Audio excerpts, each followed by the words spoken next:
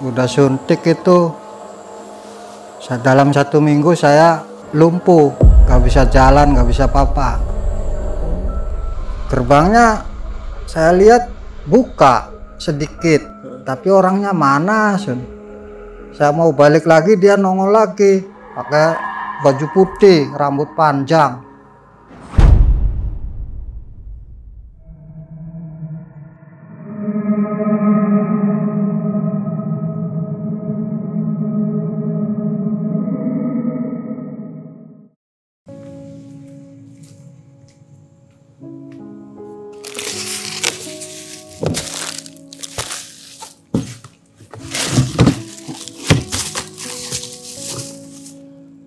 Assalamualaikum warahmatullahi wabarakatuh. Balik lagi bersama gue Nardi di obrolan tengah malam. Semakin malam makin seram.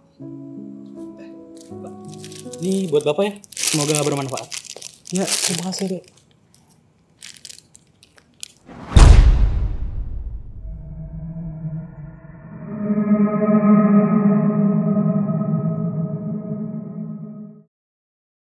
Alhamdulillah selalu dikasih rezeki sama orang-orang baik. Nah sob, kali ini gue berada di kota Tangerang yang akan mendatangi narasumber yang memiliki cerita pengalamannya ketika ia menjadi profesi tukang rongsok. Yang dimana beliau memiliki pengalaman saat mencari rongsok pada di malam hari. Namun bukan barang bekas yang ia temukan, melainkan sosok wanita dan ternyata wanita itu sudah meninggal. Penasaran dengan ceritanya seperti apa? Jangan lupa subscribe dan nyalakan lonceng notifikasinya agar kalian tidak ketinggalan episode terbaru dari obrolan tengah malam. Dan jangan lupa like juga dan klik tombol hype-nya. Langsung aja obrolan tengah malam. Kita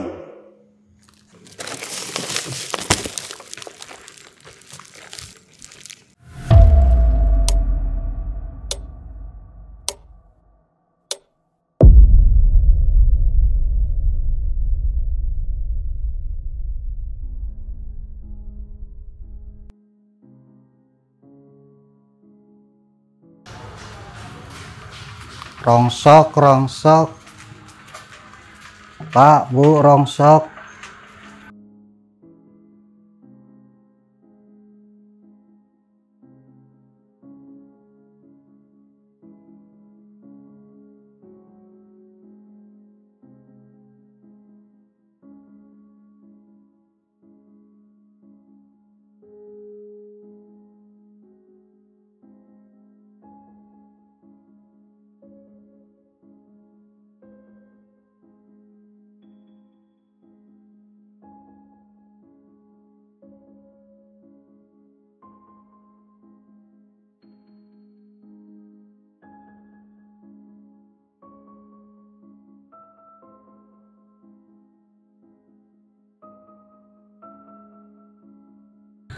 Rongsok ya Mbak, mau jual Mbak?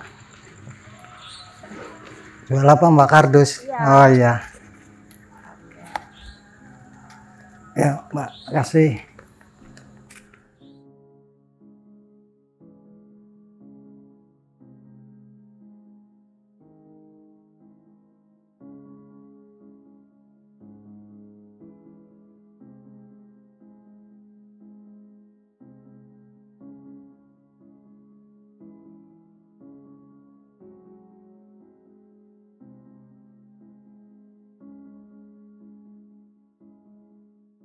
Selamat malam Pak Ahyar. Selamat malam. Apa kabar nih Pak? Alhamdulillah baik. Alhamdulillah baik. Pak, Sehat. ini kan Bapak punya cerita tentang pengalaman nih sewaktu menjadi, ini bisa dibilang apa sih Pak? Tukang rongsok. Tukang rongsok? Iya, barang bekas. Oh, oke. Nah itu awal mula Bapak menjadi tukang rongsok ini dari tahun berapa Pak? Tahun 2013. Dari tahun 2013? Iya. Nah, gimana tuh Pak? Cerita lengkapnya, silakan. Awalnya dari Cirebon, saya nggak punya kerjaan. Saya ngikut ke istri saya, ke saudaranya istri, ke Tangerang. Di sini kerja di rongsok, beresin rongsok apa. Udah lagi kerja, teman saya dari Arab ngebel. suruh berangkat ke sana. Waktu itu saya mikir-mikir berangkat apa enggak, berangkat apa enggak. Akhirnya saya tanya ke istri saya, berangkat aja. Jadi saya berangkat. Proses lah di sini 2 minggu di tampungan di Bekasi. Ditampung ya, bolak-balik Bekasi Tangerang dalam 1 minggu. Setelah udah lulus, dapat paspor, baru saya terbang ke Arab. 4 tahun saya sebagai supir. Pas itu kemunculan COVID. Pas COVID di sana kan petugas harus memenuhi syarat, harus suntik semua, ngikut. Akhirnya saya ngikut suntik. Udah suntik itu dalam 1 minggu saya lumpuh, nggak bisa jalan, nggak bisa apa-apa. Sampai dirawat di sana 2 bulan. Setelah itu ada temen orang Surabaya, ya sama nyupir juga. Di Arab nih ya? Iya di Arab. Masih tahu saya, Pak, kalau penyakit kayak gini nggak usah dirawat, katanya. Soalnya harus diterapi. Kalau di rumah sakit nggak mungkin sembuh-sembuh. Makanya saya ngikutin saran teman saya, pengen ngikut cabut keluar dari rumah sakit. Pas ngabarin ke keluarga itu gimana tuh Pak? Respon dari mereka? Ya suruh pulang. Udah pulang aja, pulang. Cuma waktu itu majikan saya masih nahan. Udah diobatin di sini aja dulu, barangkali sembuh sebulan atau 2 bulan. Kalau nggak sembuh ya udah terserah. Itu majikan masih nahan karena dia juga butuh kan. Suruh nganterin anaknya pulang kerja apa. Dan akhirnya dari majikan ini Tetap suruh pulang karena udah 2 bulan nahan di rumah sakit, nggak ada perubahan, masih tetap nggak bisa jalan, masih kaku. Sampai nangis Pak di sana saya. Nggak bisa jalan, pengen kencing aja sampai gepor-gepor. di rumah sakit. Iya. Nah, itu yang biayain rumah sakit siapa? Ya majikan. Cuma kalau di sana kan nggak boleh ada yang nunggu, nggak boleh ada teman. Harus sendiri. Jadi apa-apa tuh harus sama pelayan itu rumah sakit. Cuma suster doang 1. Jadi teman-teman dari Indonesia nggak boleh jengukin lama tuh di situ. Paling waktu 10 menit, 20 menit udah suruh keluar. Kenapa? Ya nggak tahu peraturan di sana Pak. Berarti yang teman Bapak yang dari Surabaya ini nggak bisa jenguk dong? Jenguk, cuma nggak bisa lama. Cuma ngasih ngobrol-ngobrol, terus minta nomor HP. Saya kan ada HP-nya waktu itu. Terus dia ngebel malam-malam. Itu, kamu tuh kalau bisa udah keluar dari rumah sakit aja. Ntar saya yang diurut lah. Jadi saya ngikutin dia, ngomong ke majikan saya minta keluar aja. Soalnya ini kalau penyakit gini nggak bisa di rumah sakit, harus di mesek. Mesek kan pijet. Iya. Masas ya? Iya, masas. Masas pijet. Nah, selain itu, berarti Bapak ada teman lagi nggak sih di Arab Saudi? Banyak sih Pak. Jadi 1 kamar tuh ada 6 orang. Jadi saya kan nggak ngikut di majikan, ngontrak. 6 orang tuh ngontrak. Oh, di Arab Saudi ada kontrakan ya? Ada. Kirain di Indonesia doang. Enggak, di sana juga banyak. Kontrakannya kayak gimana tuh Pak? Kontrakannya rumah-rumah yang udah jelek, yang udah nggak layak pakai lah. Udah mau runtuh baru kontrakin, daripada nggak ada yang tempatin kan tempatin. Soalnya gini, kalau ngikut majikan otomatis saya tenaganya diporsil kalau ngikut. Kalau di luar majikan kita bisa alasan lah, suruh kerja capek apa gimana lah, bisa alasan lah, bisa istirahat. Kalau dekat majikan kan saya tahu ada di rumah atau enggak kan, saya kelihatan mobilnya. Kalau di luar dari majikan kan mobil nggak kelihatan sama bos. Jadi saya bisa alasan lagi kemana, yang penting saya istirahat dari kerja. Iya. Soalnya di sana bener-bener kerjaan tuh 24 jam bener. Harus kerja. Harus kerja. Bahkan kadang makan juga sampai di jalan di mobil mah. Oke. Tapi kalau pagi mah iya jarang. Tapi kalau udah habis asar nih udah nonstop sampai kadang jam 2, jam 3 baru pulang. Padahal mah cuma jalan-jalan ke mall doang. Tapi ketika bekerja di Arab Saudi nih, ada pengalaman juga gak sih Ya, dari hal segi horornya? ya pernah nempatin itu rumah kosong. Gimana tuh maksudnya? Maksudnya kontrakan yang baru. Heeh. Di situ tuh banyak yang itu yang gangguin. Kadang air keran jalan sendiri. Kadang ya mati sendiri. Kadang AC hidup sendiri padahal nggak ada orang. Oke. Kan orang nggak semua kumpul kalau siang tuh. Kalau malam tuh paling kumpul-kumpul tuh jam 12 baru kumpul semua. Jam 12 malam. Malam baru pada datang satu persatu. Tapi teman Bapak yang di Arab Saudi pernah dapat kejadian juga nggak?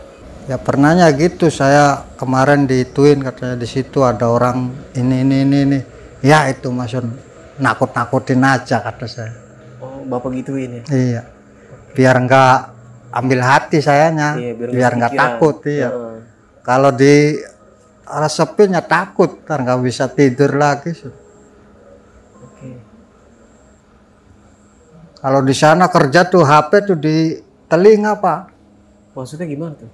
Ya dikit-dikit screening, ngebel, suruh nganter, kadang-kadang suruh beli makanan. Emang di sana nggak ada Gojek ya berarti ya? Nggak ada. Oh nggak ada. Nggak ada, khusus supir pribadi doang. Kalau yang punya supir, kalau yang enggak ya ada yang nganter dari tokonya kadang-kadang. Online dari toko, tapi Gojek mah nggak ada. Adanya taksi pribadi. Nah akhirnya kan Bapak pulang ke Indonesia dengan Kondisi sakit, kondisi itu yang belum normal lah. parah banget itu ya? Ya udah mendingan, karena udah di mesek sama orang Surabaya sih. Dirawat, diurut tiap malam, kalau dia pulang kerja diurut. Alhamdulillah bisa gerak, tangan bisa gerak, tadinya nggak bisa gerak. Dulu tangan tuh gini Pak, diem aja kayak gini. Mau belok gini nggak bisa, tetap kaku lempeng. Kayak kawat aja udah, kayak dikasih kawat. Kaki ya satu, udah lonjor aja, nggak bisa nekuk. Total. Setelah diurut sama orang Surabaya, alhamdulillah bisa lemes, bisa nekuk. Oh, baru bisa duduk di kursi roda. Selama berapa lama Pak diurut sama orang Surabaya ini di 2 minggu. Selama 2 minggu? 2 minggu berturut-turut ya? berturut-turut tiap malam, nggak ada berhentinya. Pokoknya dia pulang kerja langsung ke saya. Pulang kerja, selesai kerja langsung ngadepin saya gitu. Berarti Bapak selama di Arab Saudi itu udah tiduran aja? Udah tiduran aja. Nah itu kalau makan minum itu gimana Pak? Ada temen itu yang ngasih. Kan di sana mah bukan nasi, kubus. Kubus itu apa? Semacam kayak aci lebar. Kalau nasi ya pengen nasi ya masak sendiri. Ada nasi juga, nasi biryani, nasi gituan, bukan nasi orang kita, bukan. Beda nasinya. Beda nasinya. Kalau orang sana kan masaknya setengah matang, Pak. Jadi di sana tuh nggak 2 kali. Kalau di sini kan masak tuh udah asal kering, airnya kan diambil dulu, dimasak lagi. Kalau orang sana enggak, kasih air sekian misalkan, udah kering ya udah mateng. Jadi belum sempurna mateng, masih agak kecis-kecis gitu. Emang harus selalu begitu di sana? Ya di sana yang favoritnya gitu. Terus karena saya tuh kebanyakan ikan kambing. Di sana kan kepala, kaki kan nggak mau orang sana. Maunya dagingnya aja. Jadi kaki kambing tuh saya tiap hari ngelola gituan. Sampai kayak mau muntah lah. Karena makan gituan dulu. Daleman apa. Namanya kepala kambing mah, aduh tiap hari Iya. Mau dibakar, mau di shop, itu semau saya. Berarti awal mulanya dari situ. Dari situ awal kejadian tuh karena kebanyakan makan itu. Jadi potensi darah kan nggak normal, tinggi terus. Mungkin saya pas lagi tinggi, namanya habis kerja kan masih tinggi darah, langsung disuntik di sana. Soalnya nggak dideteksi dulu di sana, langsung antri masuk, ya udah, cus, udah pulang. Nggak kayak di Indonesia. Kalau di Indonesia kan itu dulu periksa dulu darahnya gimana. Kalau di sana enggak, yang penting lolos antrian, udah cus pulang, kecus pulang. Jadi kayak orang nyuntik ayam aja, cus sudah itu. Udah dari rumah sakit orang Surabaya ngasih pijetan apa, alhamdulillah bisa jalan sedikit-sedikit. Akhirnya majikan ngasih saya pulang Ke Indonesia. Kasih pulang tiket. Dari Arab juga saya belum bisa jalan normal, masih pakai kursi roda, naik kapal tuh. Oke. Dari sana sampai Indonesia ditahan lagi COVID tuh. COVID terakhir saya tuh kesini pulang. Ditahan sampai 7 hari, isolasi 7 hari, pulang dari sana tuh. Di mana? Di daerah Tanjung Priok, Kemayoran. Di situ saya dirawat lah, disuntik, di ini. Akhirnya alhamdulillah lolos sampai bisa pulang ke Tangerang lagi. Di Tangerang ya ketemu keluarga. Otomatis kan saya belum kerja, masih kondisi masih terkapar lah. Masih belum bisa jalan, belum bisa apa. Terapi lagi di sini. Ada temennya istri yang bisa terapi. Di situ saya terapi 2 kali. Habis itu saya terapi di Bekasi. Di Bekasi terapi sampai 3 kali nggak ada reaksi. Saya balik lagi ke sini. Ke sini terapi lagi di Arinda. Alhamdulillah dari Arinda sembuh. Akhirnya bisa jalan apa. Oke, emang di situ emang dia membuka untuk Bukan buka. Orang bisa tapi nggak mau buka praktek.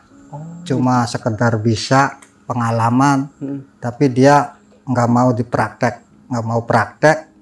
Jangan bilang-bilang orang. Saya juga salah nih bilang-bilang orang. Oke, nah itu Bapak dapat informasi dari saudara atau? Dari anak saya kan sekolahnya bareng sama anak dia.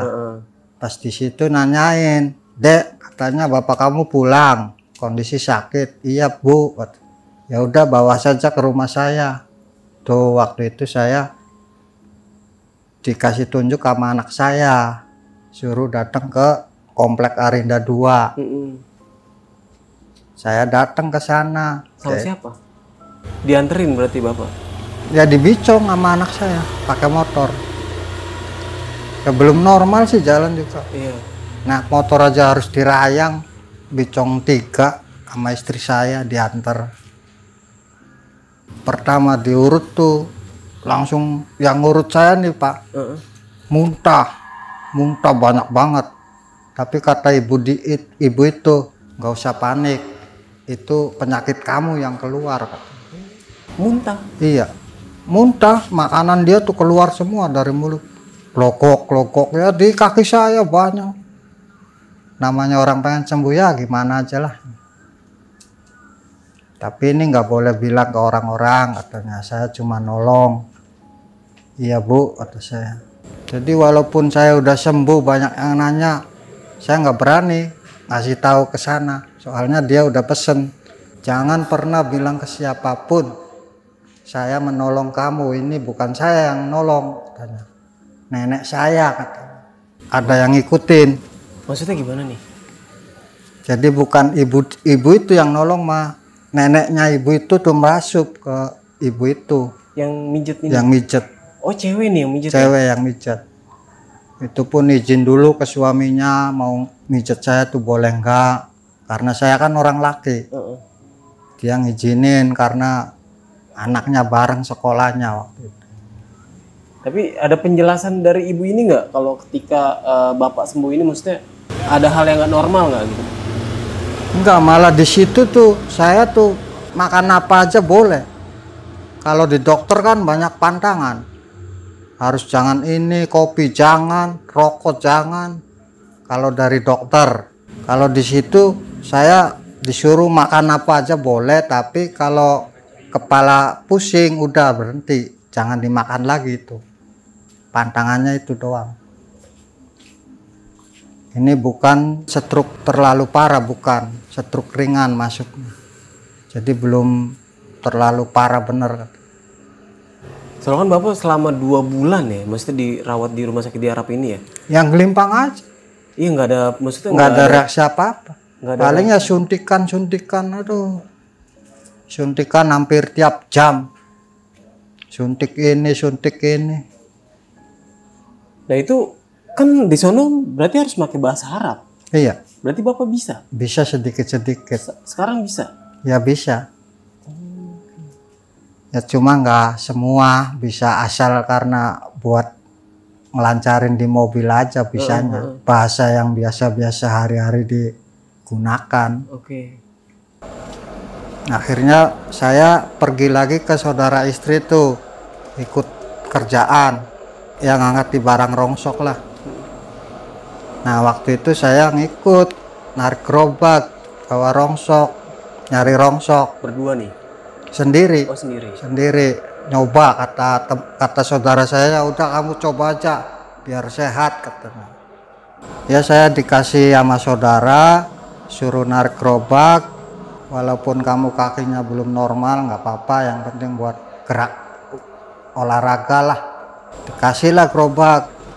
Akhirnya saya jalan narik gerobak, sehari lancar, ada penghasilan lah walaupun sedikit. Rongsok, Pak, Bu, rongsok.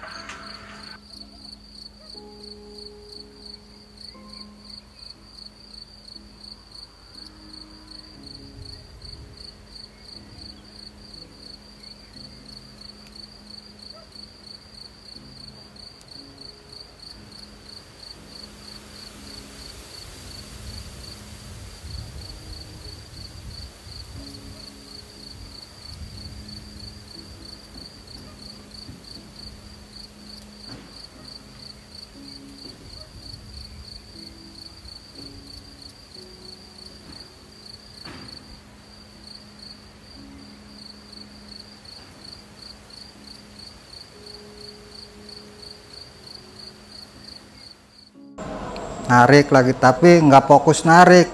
Pulang dari sini langsung ikut kerja di lapaknya itu. Ngangkatin barang apa, ngepak kardus apa. Setelah ada orang lagi yang bekerja di situ, saya tetap fokus narik gerobak sampai sekarang. Ya itu pas kejadian bulan Februari tanggal 22 kalau beli salah. Saya jalan pagi, mampir ke komplek. Habis dari komplek saya mau maghrib tuh, arah mau pulang. Saya jalan lagi, cuma pas dilihat situ banyak buangan sampah. Saya berhenti. Di mana?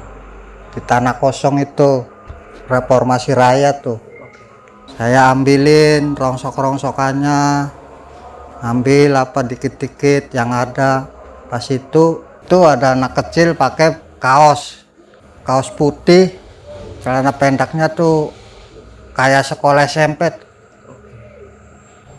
Bang, ayo ke rumah, kata saya, ntar dulu, saya lagi tanggung. Pas itu manggil lagi, bang, ayo ke rumah, di sini di rumah banyak katanya. Ke rumah? Iya. Rumahnya di mana? Di komplek, bang. Saya diam aja.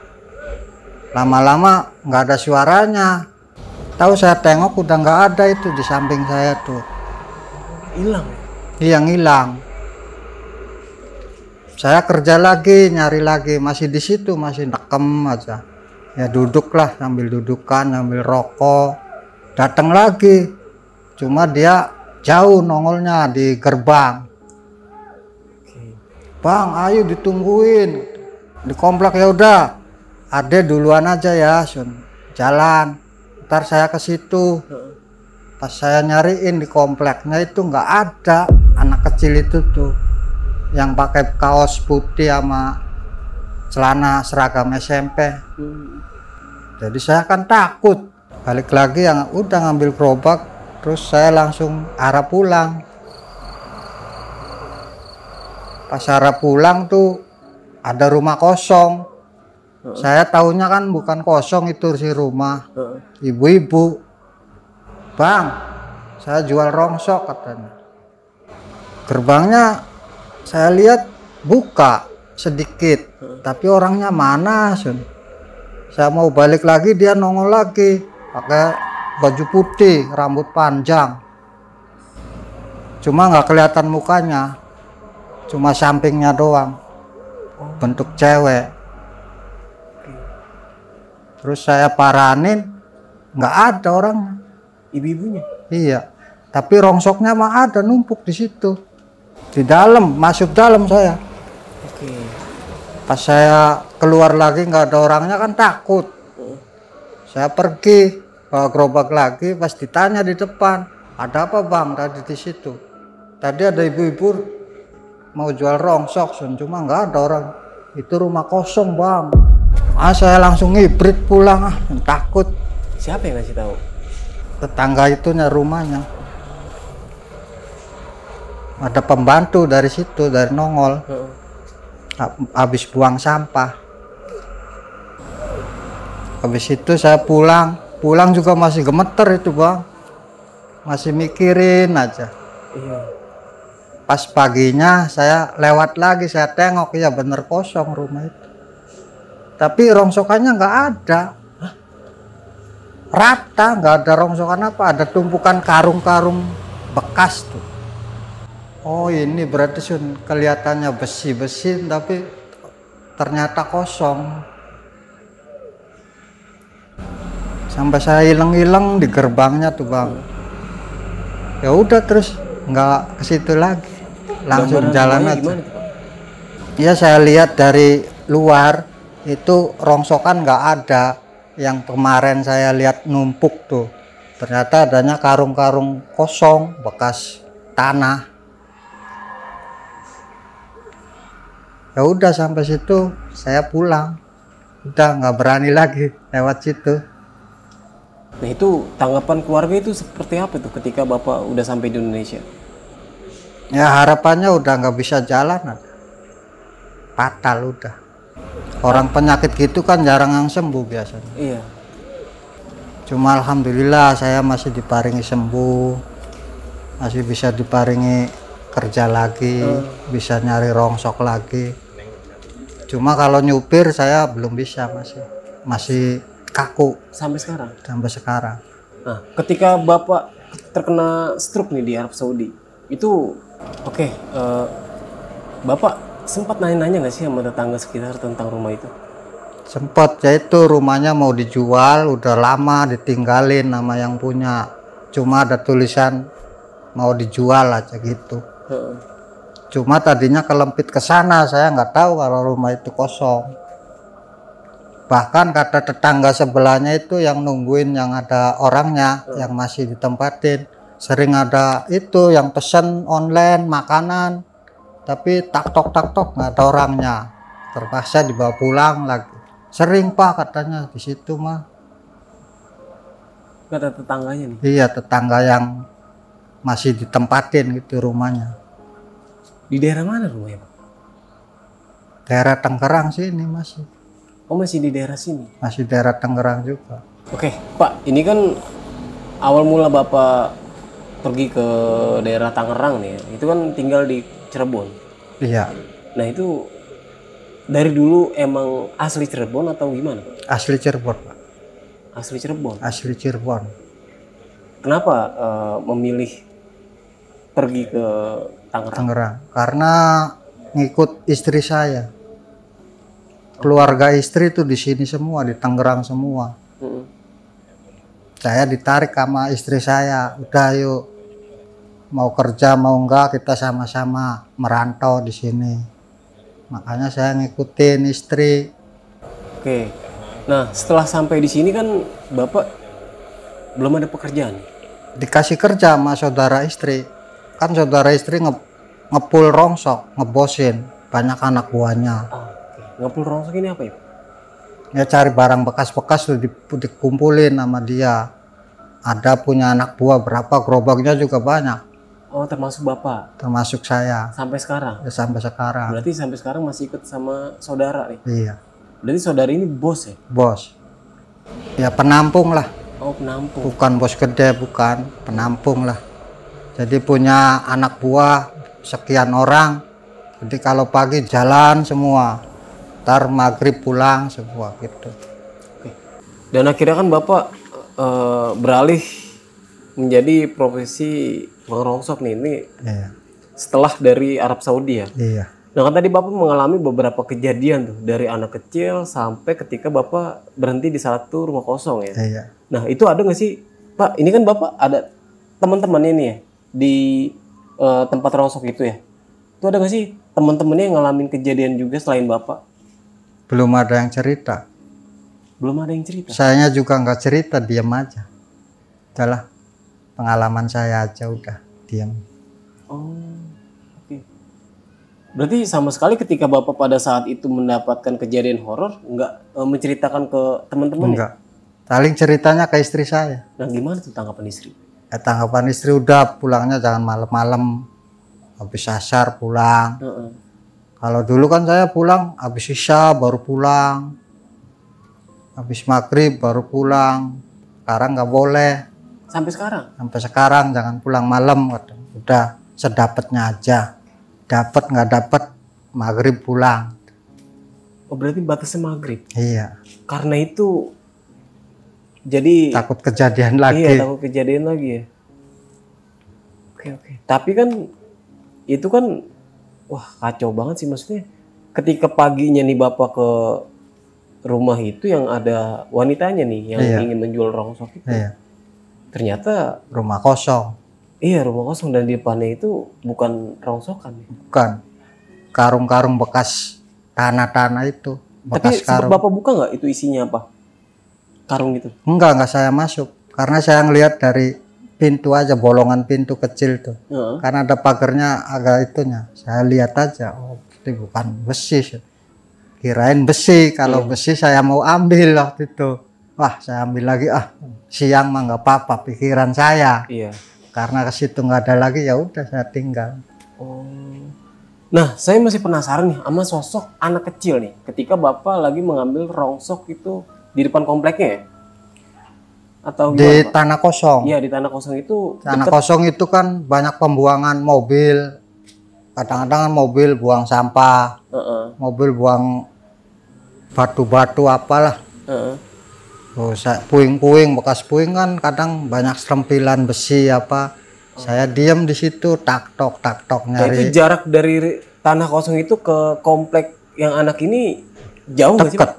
Paling berapa meter? Tapi pasti ada gerbangnya dong komplek itu? Ada. Nah, ketika Bapak lihat itu gerbangnya kebuka atau gimana, Pak? Kebuka gerbang mah. Saya masuk, di situ kan banyak anak-anak. Daripada nongkrong di rumah-rumahnya. Dek, ngelihat yang baju putih nggak anak kecil? Nggak ada, Pak. Enggak, ada apa emang, Pak? Mau jual rongsok katanya daerah sini, tapi nggak ada. Saya tanyain semua tuh yang duduk di situ, bapak-bapak. Bilangnya nggak ada, ya udah. Tapi sih orang-orang yang nongkrong ini harusnya kan denger kalau misalnya ada anak kecil itu. Iya, kalau tahu mah pasti bilangin. Itu kan nggak ada lewatnya, nggak ada apanya. Berarti cuma di situ doang munculnya. Berarti tapi Bapak jelas banget Jelas. Pakai kaos putih segini, celana pendek, pakai sendalnya sendal jepit lah. Orang ningkring di samping saya deket. Nggak serem tapi? Enggak, kelihatan anak kecil bener. Kalau seremnya kabur saya juga lari. Iya. Dan akhirnya kan Bapak masuk ke komplek nih. Komplek penasaran, karena penasaran 2 kali manggil, 3 kali. Ketiga kalinya dia jauh. Saya di sini, dia di berapa meter lah dari saya. Pak buruan, itu di rumah udah banyak. Tuh, baru saya inisiatif jalan ikut. Tapi itu anak kecil udah duluan, udah nggak ada. Oke, udah masuk duluan ya. Bahkan di kompleknya juga nggak ada. Nggak ada anak kecil yang berkeliaran. Nggak ada. Ya pas mau maghrib bener. Sempat nanya sama satpam ya, Pak? Nggak ada sapamnya di situ. Kompleks itu nggak ada sapamnya. Oh, berarti nggak ada penjaganya. Iya. Cuma penduduk situnya aja, kalau itu ya ditutup lagi. Gitu. Iya. Oh, cuma seperti itu ya. Nah, ini kan Bapak pas ngelihat si anak kecil ini berniat untuk pulang ya? Iya pulang. Tapi ketika mau pulang nih Bapak ditegur Nggak lagi. begitu jauh, ada yang negor lagi. Nah, itu posisi kompleknya sama rumahnya itu jauh. Jauh, pas di samping jalannya doang. Oh, kalau rumah kosong ini? Iya. Samping jalan rumah kosong. Kan tanah kosong, ini rumah kosong. Ini rumah ada penghuninya. Yaitu pas di samping jalan. Jalan raya? Iya, jalan raya. Reformasi Raya. Oke. Dan ternyata ketika Bapak lihat bukan manusia ya? Bukan manusia. Tapi Bapak tahu itu sosok apa? Sosoknya perempuan. Pakai bajunya putih. Cuma nggak kelihatan mukanya. Sampingnya doang. Sama rambut panjangnya doang. Nah, itu orangnya itu di dalam atau di... Di dalam. Saya di luar. Bang lagi. Oh, dari atas atau dari mana? Dari bawah. Oh, dari bawah? Cuma dia di dalam. Oh. Saya buka. Pintunya nggak dikunci. Makanya saya masuk. Cuma si Mbak itu nggak ada. Mbak di mana? Saya teriak-teriak. Iya bang, saya di dalam. Suaranya aja? Ya suaranya aja. Pas saya lihat rongsokan banyak. Ini gimana Mbak? Ya udah ambil aja bang, ntar itu. Oke nih Pak Ahyar, terima kasih nih sudah mau membagikan sebuah kisah pengalamannya nih sewaktu mulung ya. Iya. Pak, sebelum mengakhiri cerita pada malam kali ini, Bapak punya pesan-pesan nih buat penonton yang nonton kisah Bapak pada malam kali ini. Ada nggak Pak? Ya mudah-mudahan pada berhati-hati kalau mencari usaha, jangan sampai malam-malam. Pesan saya gitu aja. Oke. Takutnya ada yang hal-hal yang tidak diinginkan lah. Udah segitu aja. Oke Pak, sekali lagi terima kasih nih Pak. Ya sama. Oke, mungkin itu aja. Gue Nari pamit undur diri. Sampai jumpa di video-video selanjutnya. Wassalamualaikum warahmatullahi wabarakatuh. Waalaikumsalam.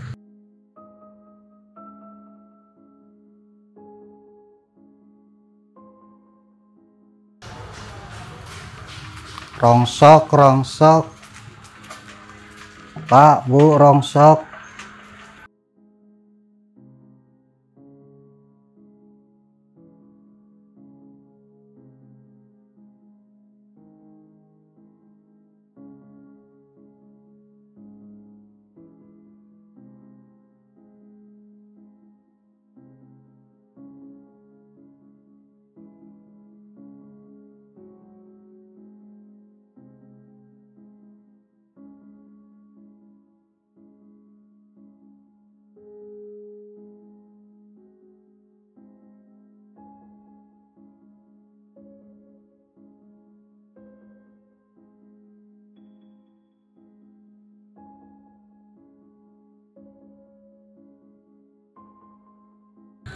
Rongsok ya Mbak.